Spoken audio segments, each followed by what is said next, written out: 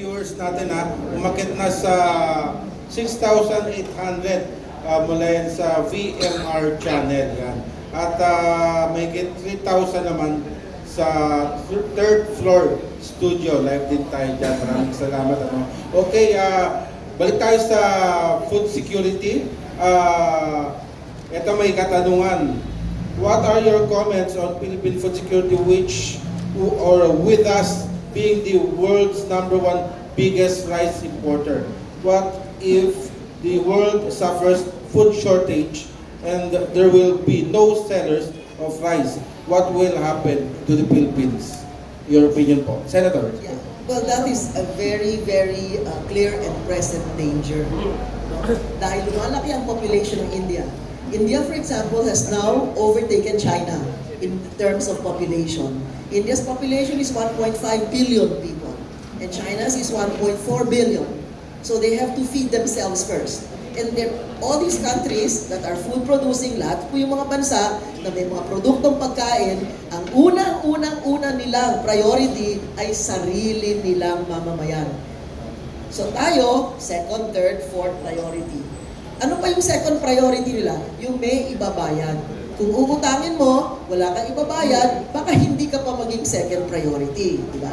Pangatlo, kung yung pera mo ay baliwala sa kanila, kung hindi ka kasali sa grupo, o kung ang pera mo baliwala sa kanila, at ang pera mo kailangan mo pampalitan ng dolyar para makabili ka ng pagkain na kakainin mo, ayan, mahirap po. Kasi so far, ang akin pong, ito lang sa isip ko lang, based on data, based on facts, ay 20 days. O maring 22 days. No? O maging 30 days pa. O, si attorney, baka alam niya yan, dahil nasa Malacanang siya. Ang ating food security, ano mangyayari sa pang 31 araw? Kung hanggang 30 days lang tayo. Pero hanggang ngayon, wala pa nagcha-challenge. Mali si Senator Cosseteng, hindi 20 days, ilan tayo? 300 days. Wala pa nagsasabing ganun eh. Kaya yung sinasabi ko ay laging 20 days. Maximum na yung 30 days ang ating food security. Diba? Kasi wala naman nagsasabi. Kayo dapat magsabi sa amin dahil marami kayo nasasagap na balita kung ilan ba talaga ang food security na. Ano ilang araw ba ang ating food security. Ngayon, kung meron tayong programa pang agrikultura at ngayon lang pinag-uusapan, ang epekto po ng kahit anong programa pang agrikultura, ilang taon down the road. Unang-una, tatanim mo muna yun. Pangalawa, yung lupa, ihahanda mo pa. Kukuha ka pa ng makinarya. Kailangan meron pang credit yung mga magsasaka o kailangan maayos pa yung supply chain mo. Kailangan yung equipment mo maayos. Dito, kung titingnan nyo sa kagawaran ng agrikultura, ilang taon ang average age ng traktora sa Pilipinas? Baka 30 taon na yung edad ng traktora. Dahil nung ako po ay nagpunta sa Iran Tractor Manufacturing Company, ITMCO, na gumagawa ng Massey Ferguson trucks, pagtayo mo, yung gulong ng traktora mataas pa sa akin. 24 oras ang takbo ng traktora. Ang lalim ng pag-plow, ang plowing capacity nun ay 2 meters ang lalim ng isang hakot. 14 ang implements ng bawat traktora. Ibig sabihin, yung traktora pwedeng gumawa ng water impounding project, pwedeng magbasag ng bato, pwedeng hukayin para yung matabang lupa na sa ilalim ay maibalik sa ibabaw. No? So, ano ang average age ng traktora natin? Naalala ko po, mga 20-30 years ago, ang binibigay ng traktora, yung kubota, hand tiller, hindi po traktora yun. Sinasabi natin, traktora na maaaring mga bato-bato, mga babatuhin na lupa ay maging matabang lupa. Pwede mangyari yun. O yung gastado na dahil sobrang fertilizer, puro na residue yung ating lupa. Kailangan yun, matanggal na, recondition yung mga lupa na yan. So, ibig sabihin, sino ang maaaring tumulong na sa atin sa mga bagay na yan? Konti pa lang yan, hindi pa lahat yan ha. I mean, kasi ayaw ko naman kunin lahat yung oras, no? Pero yung simpleng bagay lang na, yung kondisyon ng lupa, yung ipauutang mo or bibigyan mo ang magsasaka. Alam niyo ngayon itong climate change, sinong uutang? Bagong tanim ka pa lang, eto na bagyo. Aani ka next week, eto na bagyo.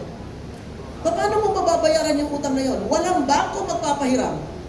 O, malabo pa yung mga titulo. Ang daming problema. Kaya kahit na maganda, kung ano man ang programa na meron na maganda, hindi nyo po makikita ang resulta niyan. Hindi nyo makakain yung maaaring itanim ngayon, bukas. Hindi po. Matagalan po yan na programa na iintayin nyo yan hanggang lahat ng kondisyon, yun po, ay maabot ng lahat ng magsasaka. Dahil yung magsasaka, hindi lang taga-tanim yan. Hindi lang. Kailangan meron pang proseso yan. Magpo-process yung kanilang mga produkto. Kailangan meron ka pang dadalhin mo sa merkado. Kailangan may nakakaalam na doon bibilhin. Di ba? Dahil kuminsan ang gulay, 120 piso, 1 kilo. Pero doon sa mga magsasaka, 20 pesos lang po. 20 pesos lang. So ano yung namamagitan? Magmula doon sa gulay at magmula sa kakain ng gulay. Or manok o anumang hayop na inaalagaan.